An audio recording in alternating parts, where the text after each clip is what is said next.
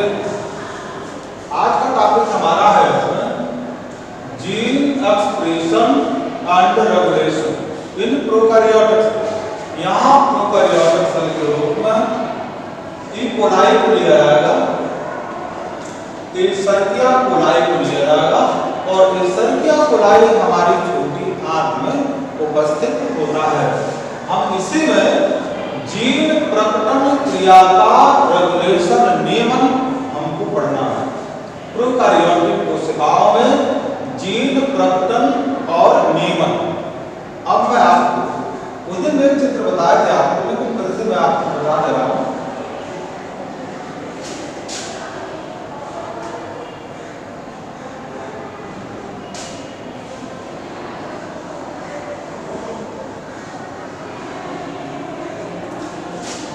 इसको मान लिया कि ये है डीएनए, प्रोकैरियोटिक सेल का डीएनए,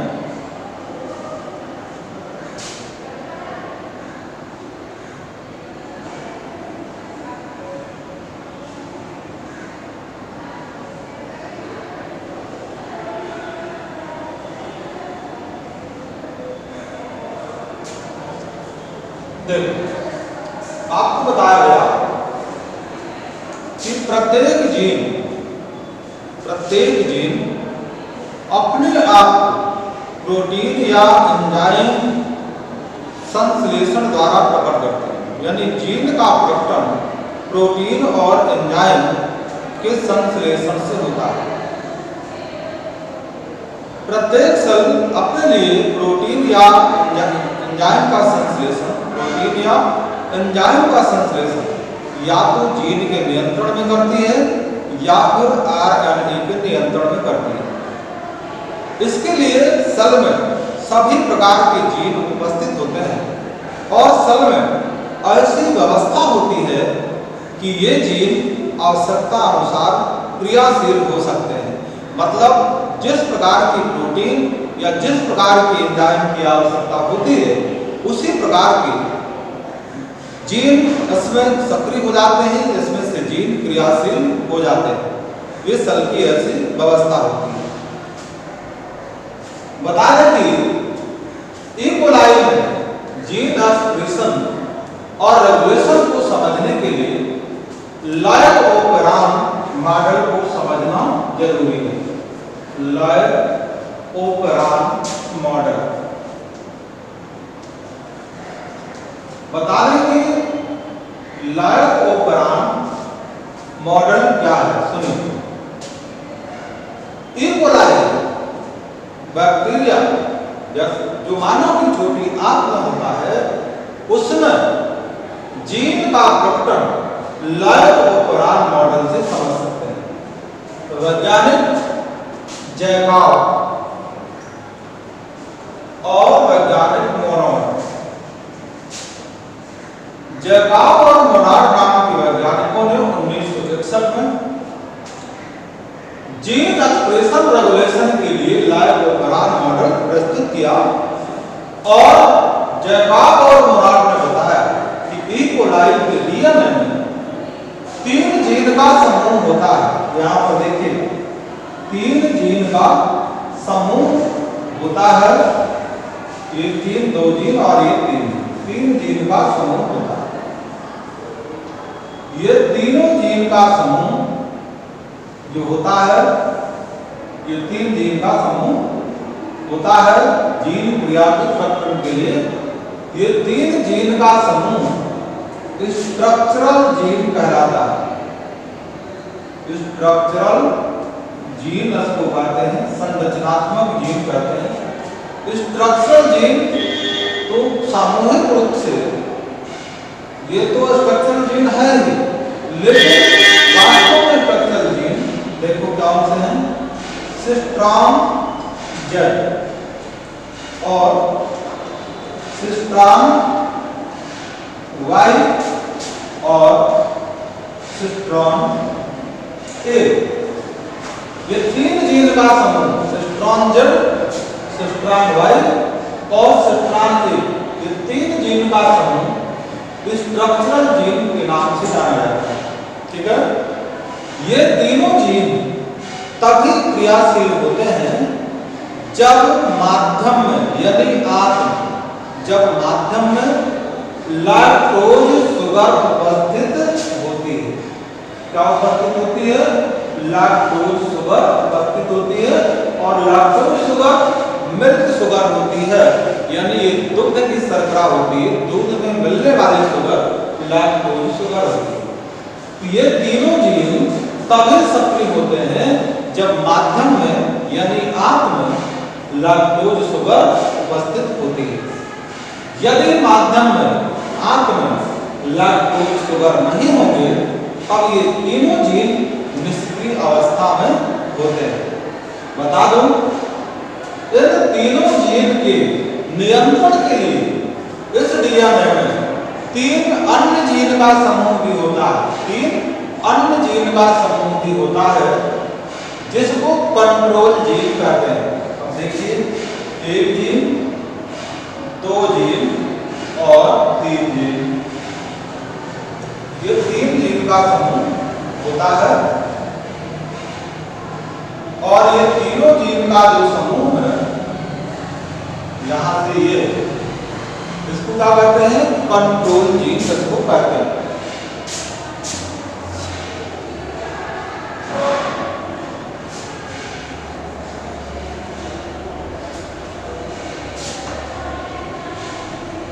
ये क्या है? Control gene. तो स्ट्रक्चरल जीन के नियंत्रण के लिए डीएनए में 3 अन्य जीन का समूह होता है जिसको कंट्रोल जीन, नियंत्रण जीन कहते हैं। ये जीन क्रमशः कहलाते हैं रेगुलेटर जीन।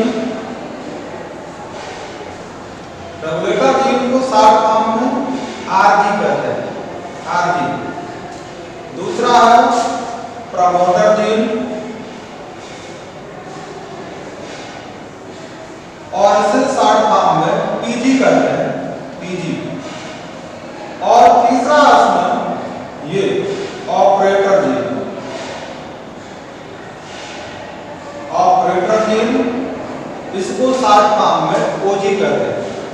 तो ये 3 जीन का समूह स्ट्रक्चरल जीन की नियंत्रण के लिए होते हैं।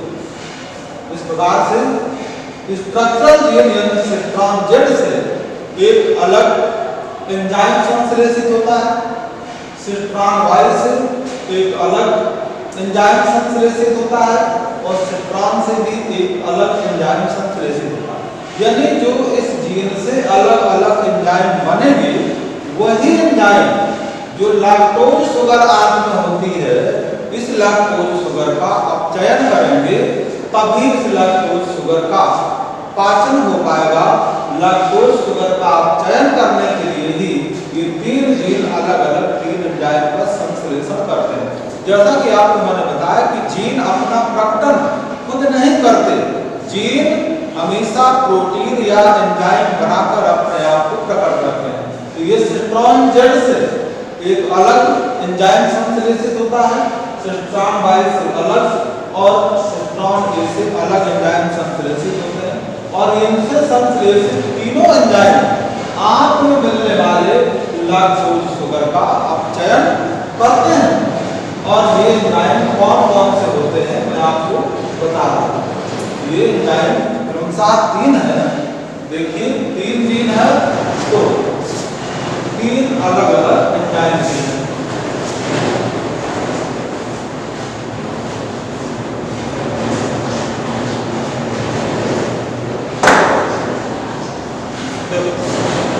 सिस्ट्रॉन जेड से एक एंजाइम संश्लेषित होता है जिसका नाम बीटा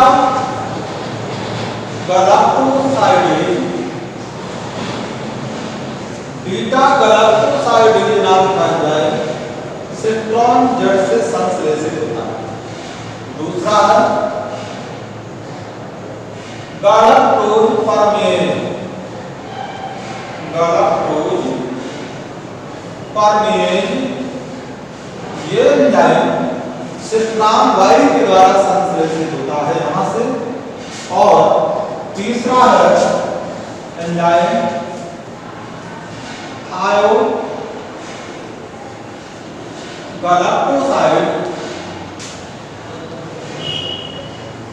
ट्रांस एसिटिलेज।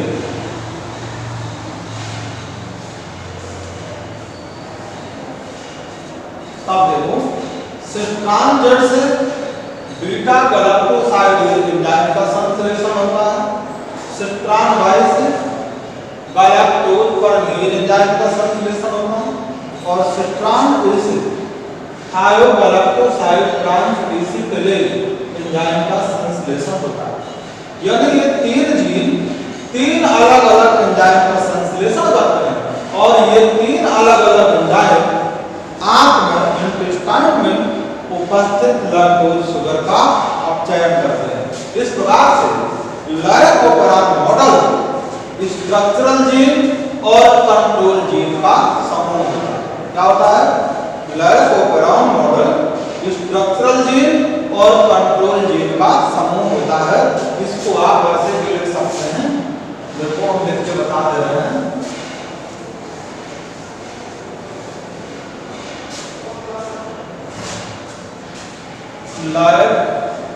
लाइकोपेरान इक्वल टू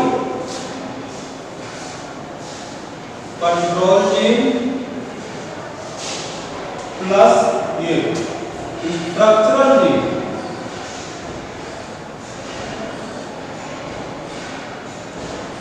नियंत्रक जीन ये वाले और स्ट्रक्चरल जीन संरचनात्मक जीन का समूह लाइकोपेरान होता है। ये अब कंट्रोल जीन में कौन कौन है? कंट्रोल जीन में है रेगुलेटर जीन यानी आरजी प्लस प्रमोटर जीन मतलब पीजी प्लस ऑपरेटर जीन मतलब ओजी। ये हो गया, ठीक है। फिर स्ट्रक्चरल जीन में कौन कौन है? सिस्ट्रान जेड, फिर cistron Y plus cistron Y और सिस्ट्रान ए। इस प्रकार से लाइकोपेरान कंट्रोल जीन और स्ट्रक्चरल जीन का समूह होता है। Control gene plus structural gene equal to lac operon. Control gene में कौन कौन जीन है? आरजी रेगुलेटर जीन मतलब इसको नियामक जीन कहते हैं, प्रमोटर जीन इसको प्रचालक जीन कहते हैं पीजी, और तीसरा ऑपरेटर जीन मतलब संचालक जीन ओजी, प्लस स्ट्रक्चरल जीन में तीन जीन है, ये सिस्ट्रान जेड प्लस सिस्ट्रान वाई और प्लस सिस्ट्रान। इस प्रकार से लाइकोपेरान कंट्रोल जीन और स्ट्रक्चरल जीन का समूह है। कंट्रोल जीन के अंतर्गत तीन जीन आरजी पीजी ओजी, और स्ट्रक्चरल जीन में तीन जीन सिस्ट्रान जेड सिस्ट्रान ए सिस्ट्रान वाई। ये आपने समझा लाइकोपेरान। अब मैं आपको बात करूंगा कि इसमें रेगुलेटर जीन क्या है, यानी स्ट्रक्चरल जीन किसको कहते हैं। अभी आपने चित्र में देखा है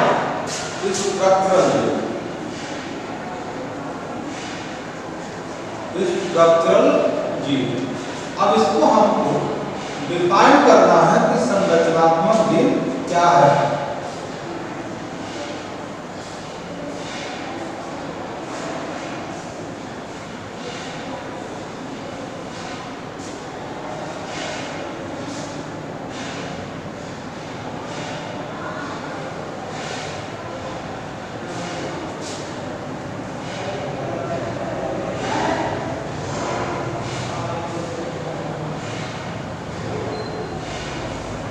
देखो अभी मैं बता रहा हूं,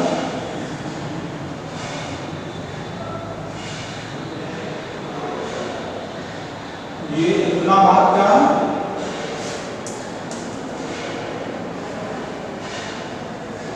स्ट्रक्चरल जीन।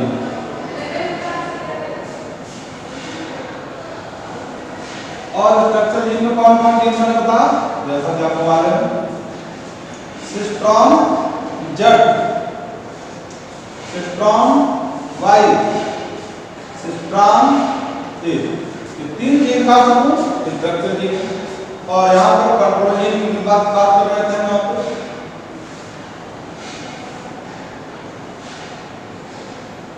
ये control gene, control gene,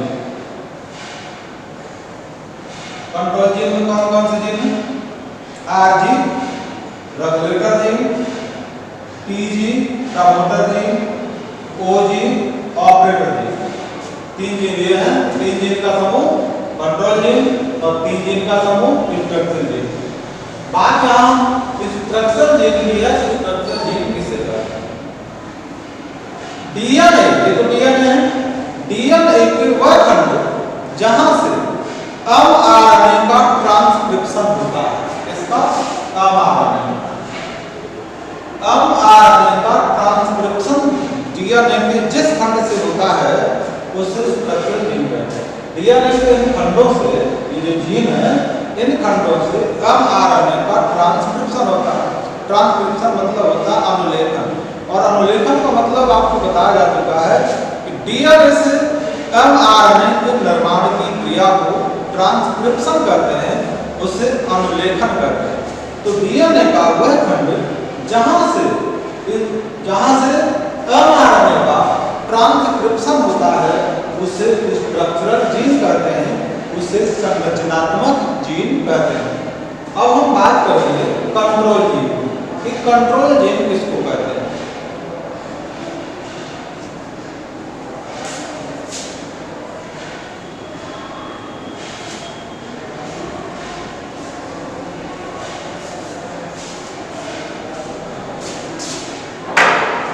control gene क्या जाते हैं?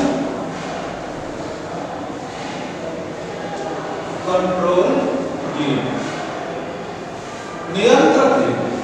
अब सुनिए, डीएनए के वह खंड जो स्ट्रक्चरल जीन के कार्यों का नियंत्रण करते हैं। डीएनए के वो खंड या कर सकते हैं ऐसे जीन जो स्ट्रक्चरल जीन के कार्यों का नियंत्रण करते हैं, उनको कहते हैं कंट्रोल जीन। यानी स्ट्रक्चरल जीन ये है, इनकी कार्यों का जो नियंत्रण करने वाले ये जीन है, इनको कहते हैं कंट्रोल जीन, इनको कहते हैं नियंत्रक जीन। कंट्रोल जीन 3 है, RG, PG और OG। अब हम समझेंगे RG को। RG माने रेगुलेटर जीन, रेगुलेटर जीन क्या होता है? रेगुलेटर जीन ये जानना जरूरी है। इस हिंदी में कहते हैं नियामक जीन। सुनो, डीएनए का ये वो खंड है जहां से 36 अमीनो एसिड की एक प्रोटीन बनती है। 36 अमीनो एसिड की प्रोटीन यहाँ पर बनती है। ये प्रोटीन रिप्रेसर प्रोटीन होती है। रिप्रेसर मतलब दमनकार प्रोटीन होती है। दमनकार समझते हो? दमनकार मतलब किसी का दमन करने वाले। जैसे अंग्रेज लोग थे, भारतीयों की इच्छाओं का, भारतीयों की स्वतंत्रता का दमन करते। ऐसे यहाँ पर 36 अमीनो एसिड की एक प्रोटीन बनती है आरजी में, और ये प्रोटीन क्या करती है? रिप्रेसर का कार्य करती है, दमनकार का कार्य करती है। ये रिप्रेसर प्रोटीन यहाँ जुड़ जाती है, इसके साथ ओजी के साथ यहाँ जुड़ती है। यहाँ बनेगी तो यहाँ से जाकर ओजी के साथ जुड़ करके ओजी की क्रियाशीलता का दमन कर देती है। 36 अमीनो एसिड की प्रोटीन, इसलिए इसका नाम रिप्रेसर प्रोटीन है। और रिप्रेसर प्रोटीन रेगुलेटर जीन से संश्लेषित होती है। तो डीएनए का वह खंड जहां पर 36 अमीनो एसिड की रिप्रेसर प्रोटीन बनती है, उसको रेगुलेटर जीन कहते हैं। जब ये जीन ओजी के साथ जुड़ जाती है तो ओजी की क्रियाशीलता का दमन कर देती है। अब बात यहाँ पर है अगले की, जिसका नाम है PG promoter gene. Promoter gene, promoter gene इसको कहते हैं प्रचालक जीन। प्रचालक जीनस को कहते हैं, पीजी।